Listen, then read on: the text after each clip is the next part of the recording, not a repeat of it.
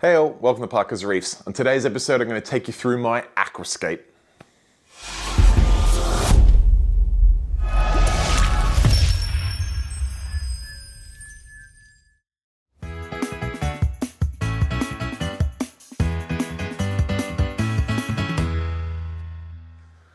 Alright guys, thanks for joining me on another episode of my Dream Reef Tank build. If you haven't seen this channel before, please take the time to subscribe in the little button down the corner there, because I'm taking you through each and every single step of my Dream Reef Tank build. And I'll also, now that our restrictions have been eased, take you through some product reviews, some local fish shop tours, some other hobbyist reef tanks. You name it, if it's reefing related, I'm going to cover it on this channel here. So back to today's topic, and that is the Aquascape for my Dream Reef Tank build. Now, this Aquascape, it took a little bit of, we changed directions on it a few times, but it is here now and I could not be happier with it. So I figured I'd pop together this little video here to show you the journey and just to be able to share my path to get what I consider to be an absolutely perfect Aquascape in the end. So we're going to start off, and the first and foremost thing I need to say is I am not an aquascaper, and I'm not going to try and pretend that I built this aquascape myself. Far from it. I'm very, very fortunate to be good friends with Dave from Deer Park Aquarium, who builds the best aquascapes I've ever seen for reef tank aquariums. And you got to bear in mind that an aquascape for a reef tank is there to support coral growth. It's one thing to have an aquascape look good without coral, but it's an absolute, completely separate thing to have an aquascape look amazing once the coral's grown in. And that's one thing that took me a little bit to get my head around with my last reef tank. I wasn't 100% happy with the aquascape when it first went in, but I'll put up a little progression shot of how the coral growed into it. In the end, it looked amazing. Now, that being said, that was by no means the perfect aquascape, and we learned a lot of things from that, and I feel like it's all been implemented onto this scape really well. So I'll kick things off with the design and what I wanted to do. Then we'll go through how Dave went about making it, what he used to make it, and then last but not least, I'll take you out and show you the aquascape in all its glory in my Dream Reef Tank build.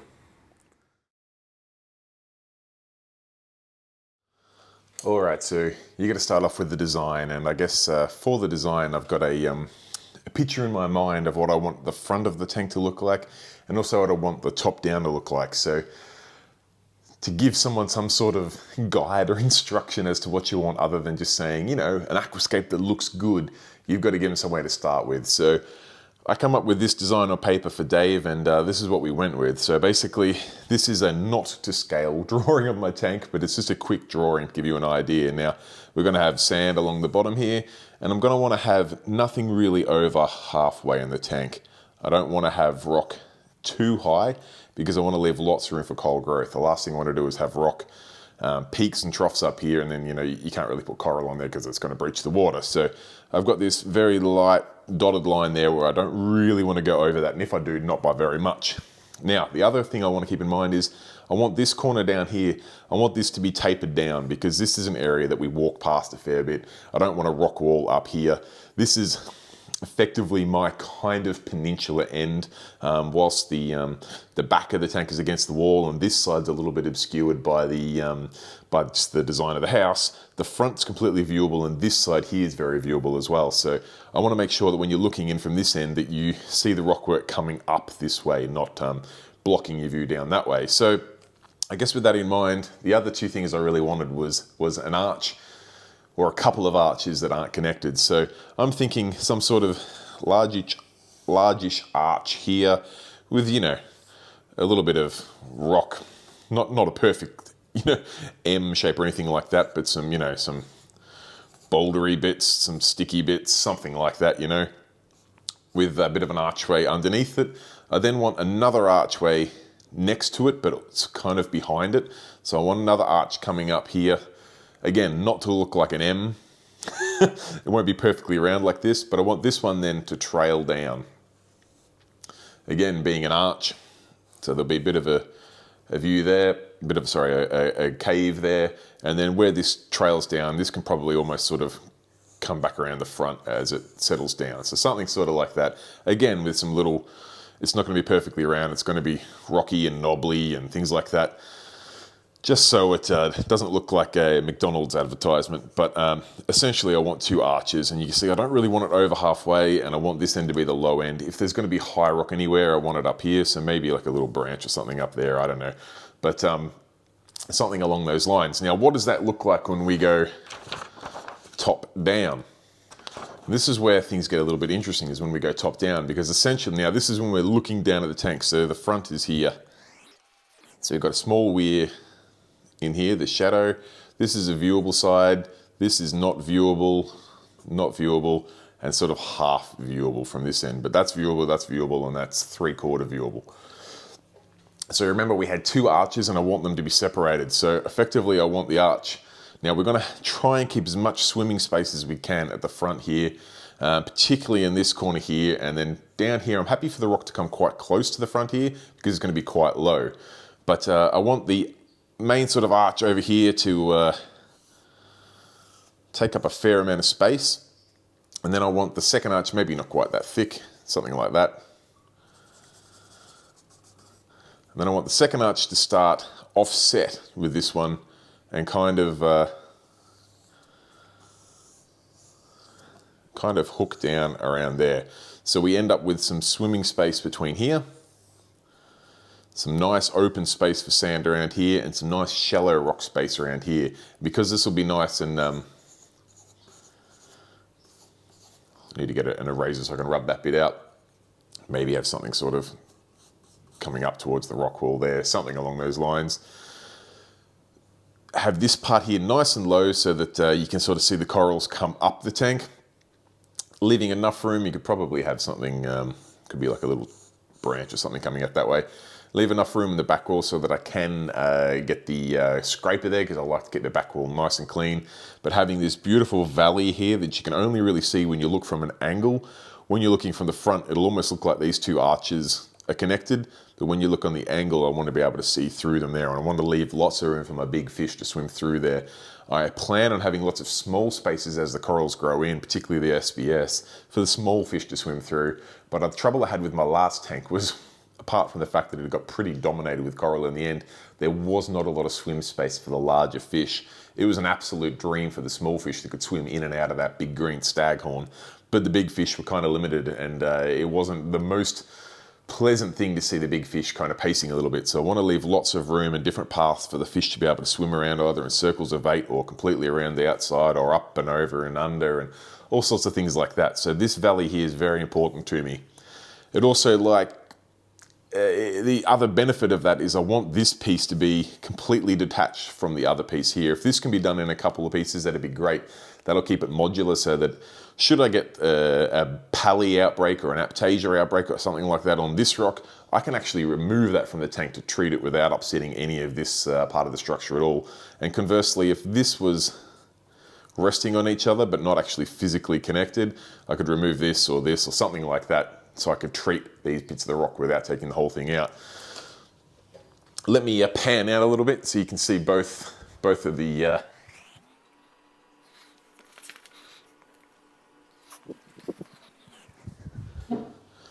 so you can see the front has a different look to the top, but you can imagine how this rock here is actually kind of on a bit of a diagonal. Doesn't really show too well on a 2D diagram, but this arch will come over this way. This arch here will come down this way and then sort of curl around and die off at the front. That's my plan. That's what I'm giving to Dave. Let's see what he can come up with. So with that super high quality artist's impression of how I felt the Aquascape should look in my tank, Dave got to work on a fresh box of Carib Sea life rock, and he sent me some updated pictures like this every now and then, which had me worried that he was destroying his shop floor, but turns out that everything was okay. He just took a little bit of work. He measured out the amount of space, the footprint of the tank, and then got a rough sort of measurement of the size of the arches and things that I wanted. Worked with the heights, worked with the angles, worked through all the different shapes. You can see some Instaset there used to with the Aquaforest Gel Fix super glue, just to set that super glue instantly. It's amazing stuff. That in combination with some Aquaforest Stone Fix held these pieces all together very, very nicely. You can see these beautiful big arches there coming together. And before you know it, the time was here to get this rock into the tank. Now, despite me bringing out some of my old dead live rock, Dave wasn't going to have any of it. He had to make a couple of finer little tweaks to the design on site, and nothing like supplying a master craftsman with the highest of tools. I gave him an old house brick and this work platform here, and Dave did what he does best. He just let his creative juices fly. He caught me there with the camera when I probably should have been up on the platform helping him, but you can see the scape really starting to come together there. There are a couple of pieces there we didn't use, which is fine. They'll go back to the shop and find their way into another tank. All right, so without any further ado, let's have a look at the Aquascape as it sits right now, and I'm super happy with it.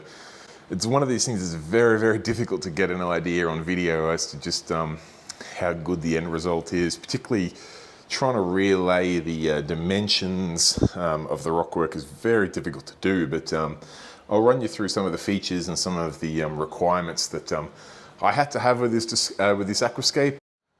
Okay, so first up, you can see that we've used Carib Sea Life Rock here, a combination of their shapes, their trees, their arches, their mushrooms, their donuts, all their bits and pieces to make this scape, along with some Aquaforest stone fix and some Aquaforest gel fix to get the pieces to stick together. Now, I'm going to be the first to say that the Carib Sea Life Rock absolutely not sponsored at all, and in fact it was not my first choice. My first choice was to go for live rock, as in not man-made, live rock that we were then going to kill just to remove any nasties in there. We were then going to process it and cycle it, I guess you'd say. Not so much for a cycle, but just to get any bad stuff out of the rock before putting it in here. And the idea behind using live rock as opposed to man-made rock was that it would limit the amount of silicates and silica that I find that artificial rock will leach for the first 12 months.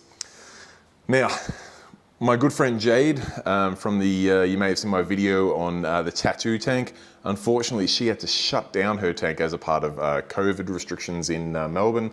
It was a long time of having rent and other bills going out without being able to do any tattooing. So it's one of those things when you run a small business and you have outgoings with no incomings, it's not very sustainable. So unfortunately for Jade, the tattoo parlor was shut down and the tank was emptied and temporarily relocated to Dave's store. Now, that quickly became the rock choice of, or the rock option of choice, in that it was an artificial rock and it was another scape that Dave had built.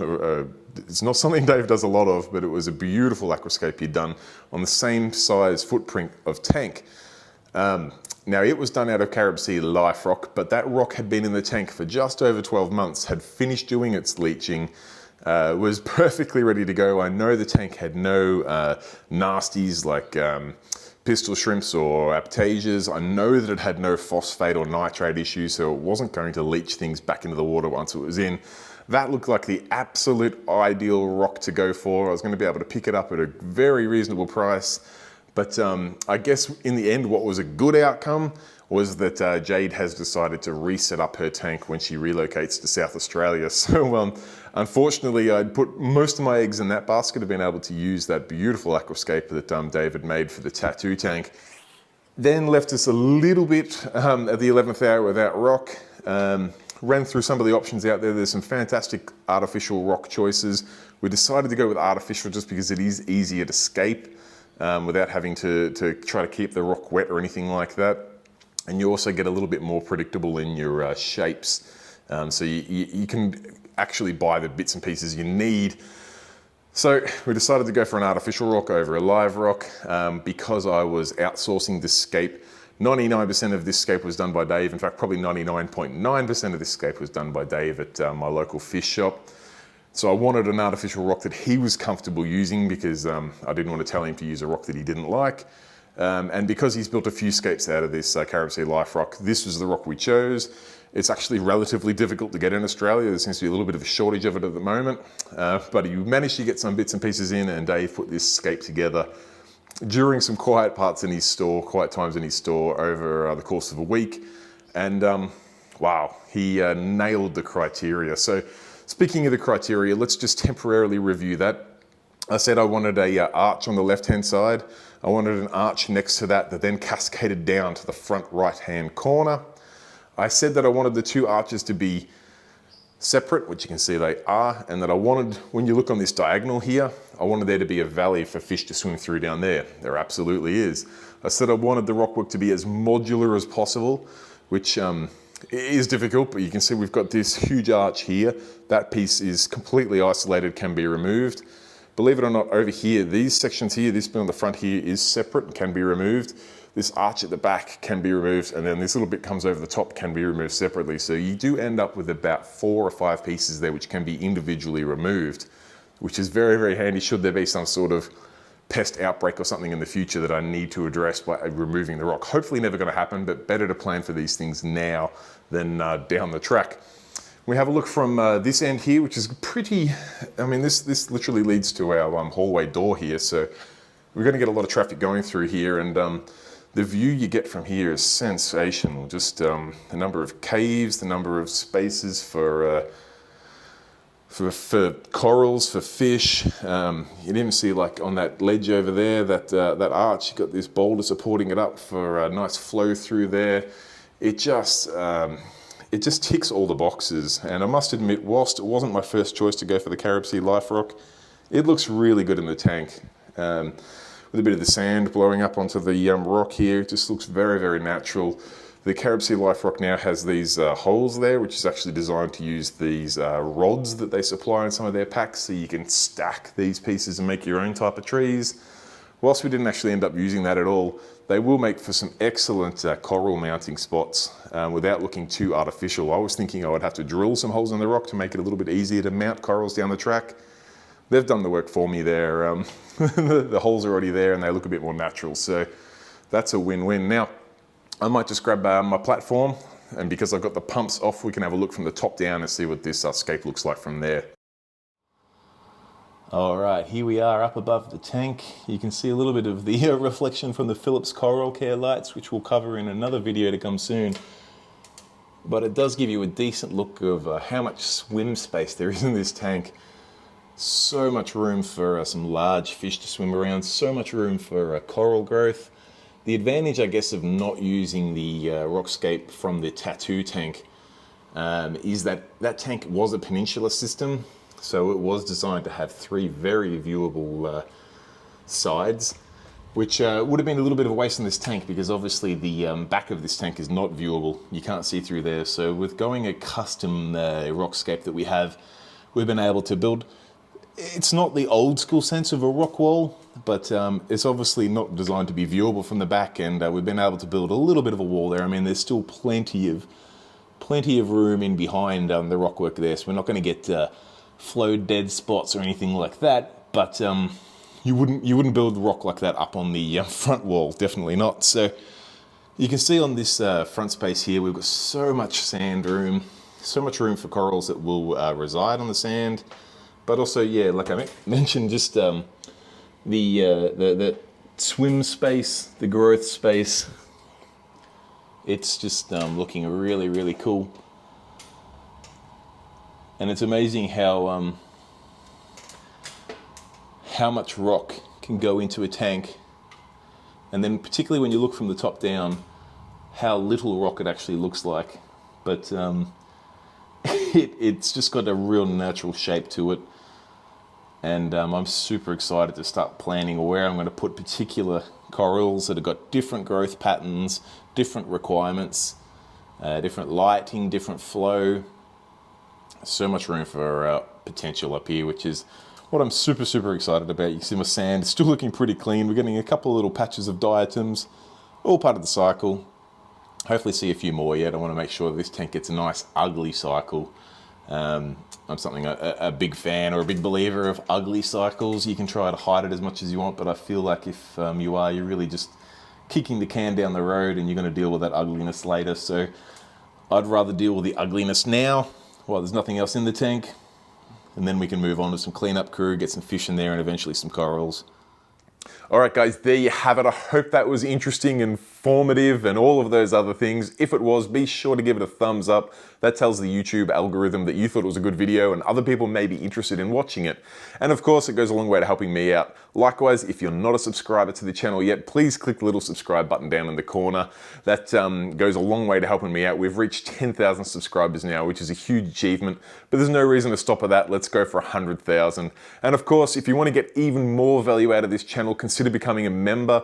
The members of this channel actually got a sneak peek into the lighting and the rockscape of this tank over a week ago when it first went in. So if you want to get the absolute latest and greatest and the most interaction from this channel, consider looking at a Parker's Reef membership. They range in price going from a couple bucks a month. But anyway, absolutely not necessary. You can just enjoy the free content from the channel, and I'll continue to produce these videos. Normally 1 or 2 a week, but we'll just see how we go. As things roll in with this tank, I'll produce a video for each and every step. Anyway, guys, if you have any questions or comment or feedback, feel free to pop it in the comment section down below. And as always, guys, stay safe, keep reefing. Bye.